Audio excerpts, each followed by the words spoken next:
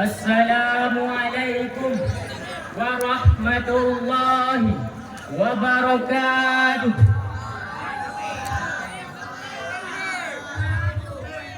Alhamdulillah. Alhamdulillahilladzi ja'ala imana wal islam wal insana wal hayawan was sama wal ard wal jannah wan nar. Asyhadu an la ilaha illallah wahdahu la syarika lah wa asyhadu anna Muhammadan abduhu wa rasuluh la nabiyya ba'dah. Allahumma salli wa sallim ala sayyidina Muhammadin sahibil busyra salatan tubassiruna biha wa ahlana wa auladana wa jami'an masyaikhina wa muallimina wa talabatana wa talibatina min yaumina ila hadha yaumil akhirah. Puji beserta syukur marilah sama puji kepada Sang Hadirat yang Maha Ghafur, yang nikmatnya gak pernah terukur.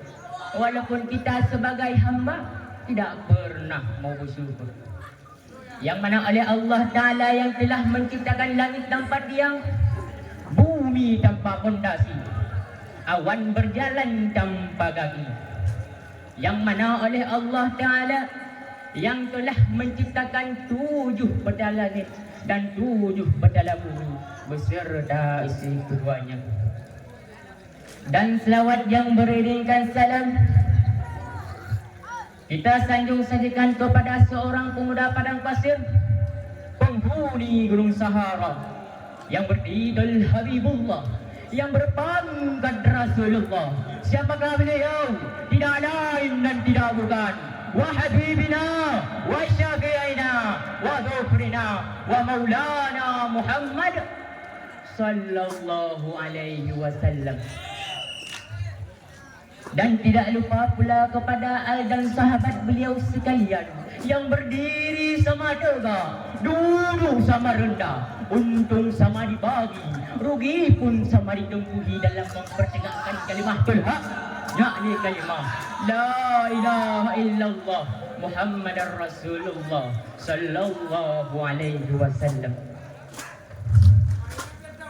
Kata-kata Giman wal Ikraman yang termulia kepada Abu Ma'a keluarga, dan yang terhormat yang termulia kepada Walid Ma'a keluarga selaku Rais Ham yang mencukupi seluruh dewan guru, guru yang senior maupun yang junior, dan yang teristimewa kepada yang mulia kepada Dewan Hakim yang arif lagi bijaksana yang kami muliakan, yang nantinya akan menilai kami dengan seadil-adilnya, dan kepada seluruh hadirin wal hadirat yang telah dapat berkumpul di malam yang berbahagia ini. Mudah-mudahan penghuni surga. Amin, amin ya rabbal alamin. Hadirin kaum muslimin wal muslimat rahimakumullah, Dewan Hakim yang kami muliakan.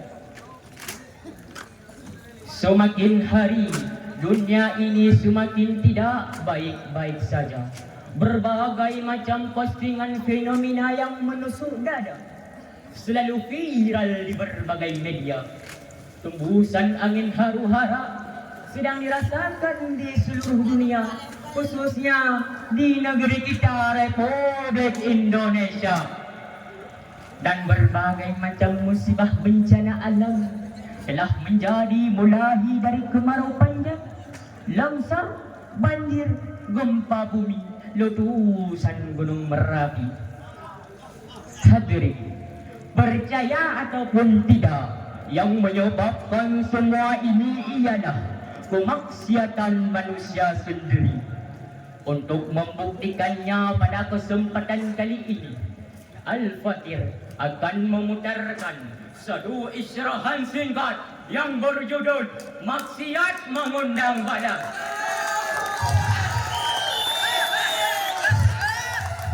Hadirin, kaum muslimin wal muslimat rahimakumullah, Dewan Hakim yang arif lagi bijaksana yang kami muliakan. Maksiat adalah meninggalkan perintah dan mengerjakan larangan dari Allah Subhanahu wa taala. Lalu, apakah faktor penyebab terjadinya kemaksiatan tersebut? Salah satunya ialah inginnya berbekalan ilmu agama pada diri manusia. Mengapa demikian? Karena tanpa adanya ilmu, putih dan hitam terlihat sama, benar dan salah tidak berbeda, pahala dan dosa biasa saja, sehingga maksiat berjalan lancar yang seperti kita saksikan pada saat ini. Hari ini saudaraku, kita sedang berada di tengah zaman yang penuh pancaroba. Umat Islam dikepung dengan berbagai kemungkaran yang luar biasa, persis seperti berada di tengah lingkaran setan yang dihiasi dengan kesenangan dunia. Namun pencuri perhatian kita sangat disayangkan bagi mereka yang telah terjerumus ke dalam jurang tak berdasar, mereka yang membusungkan dada dalam mengembangkan segala hukum Allah. Manusia dengan bangganya mempersembahkannya versi kemaksiatan di atas panggung dunia. Mulai dari anak-anak sudah enggan untuk mengaji, beranjak ke tingkat remaja, sibuk berpacaran, mabuk-mabukan, serta game PUBG, game ML dan FF. Bahkan yang dewasa pun sekarang hari dan malam dan hari 24 jam sibuk dengan jodoh. Tidak lain dan tidak bukan Wencim Pak Kedai Kopi. Betul hadirin? Hadirin kaum muslimin wal muslimat rahimakumullah, Dewan Hakim yang arif lagi bijaksana yang kami muliakan.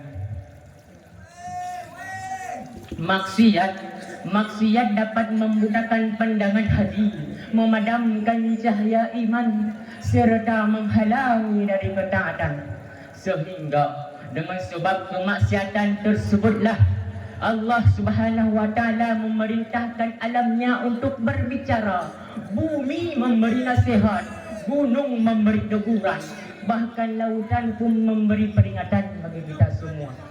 Sebagaimana firman Allah Ta'ala dalam Al-Quran surah Ar-Rum ayat 41 yang berbunyi, Bismillahirrahmanirrahim.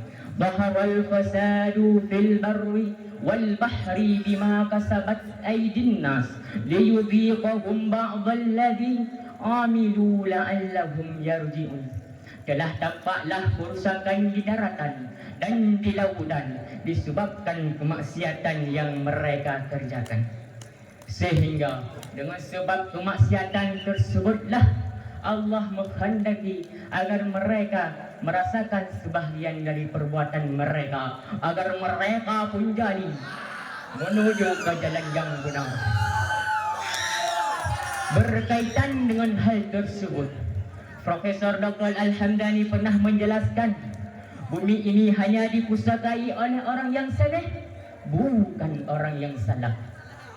Tanah air ini hanya dilestarikan oleh orang-orang yang benar, bukan orang yang sekadar pintar. Memang kita membutuhkan orang yang pintar, tapi lebih membutuhkan orang yang benar. Negeri tercinta ini hanya dimakmurkan oleh hamba-hamba yang taat kepada Allah, bukan manusia yang bergelimpang maksiat.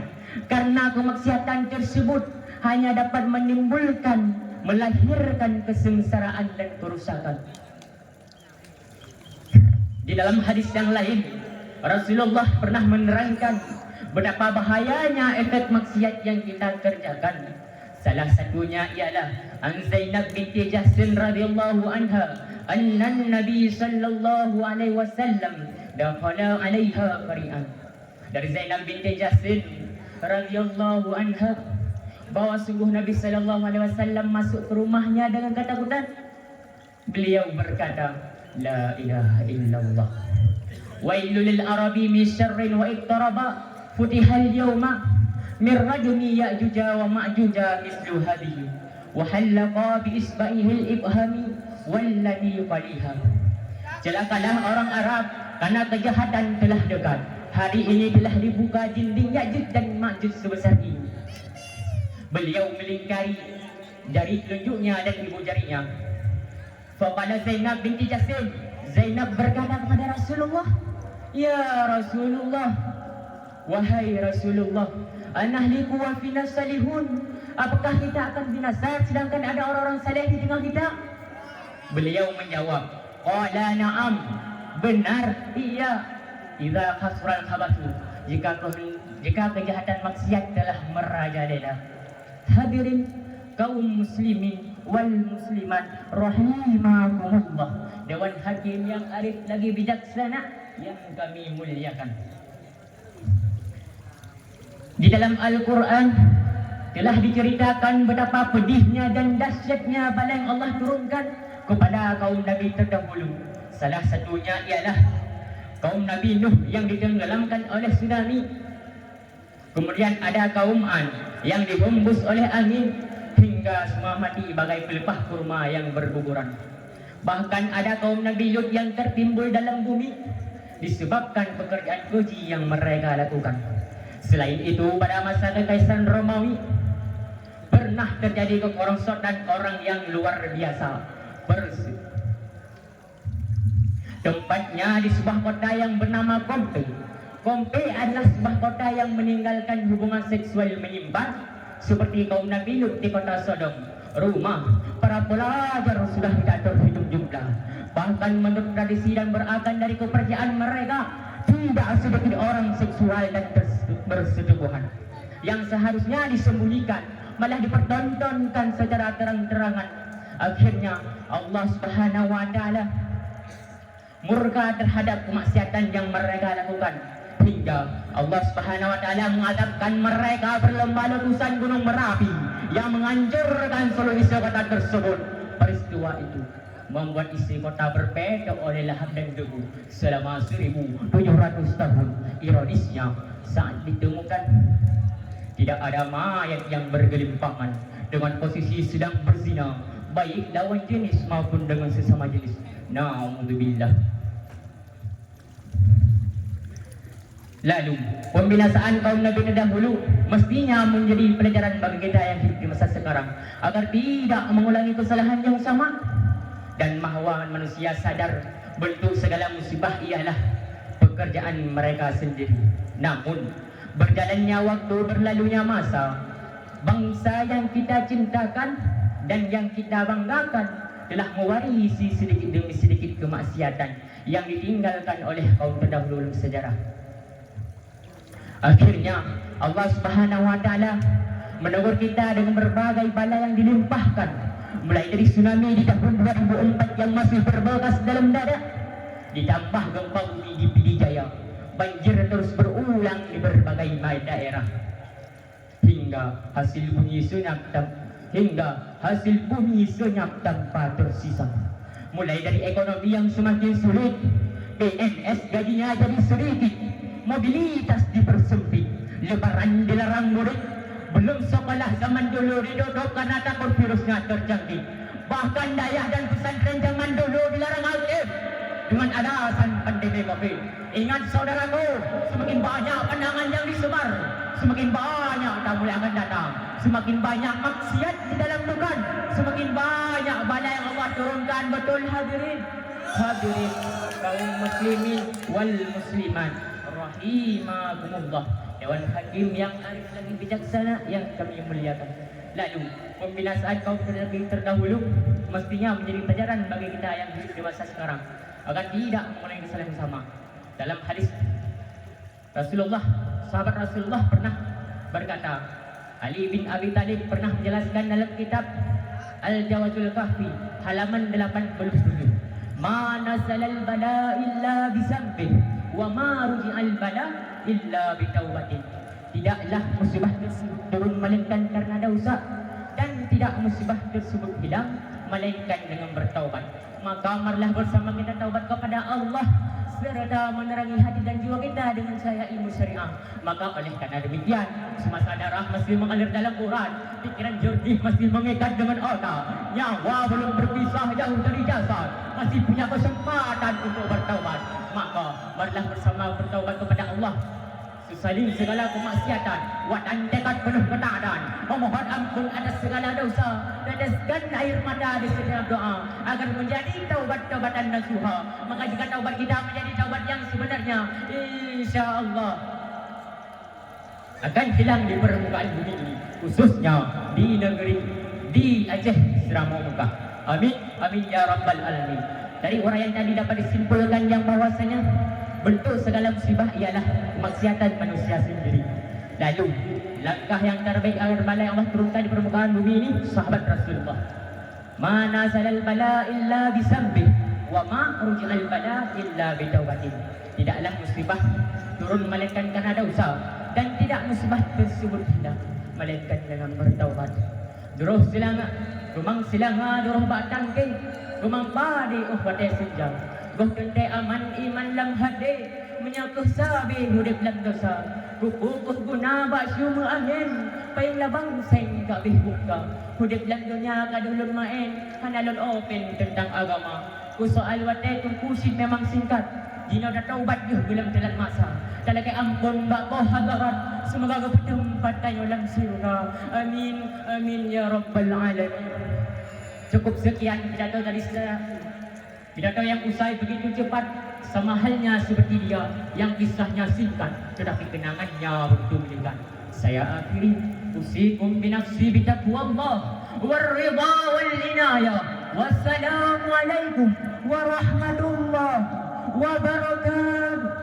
Waalaikumsalam warahmatullahi wabarakatuh.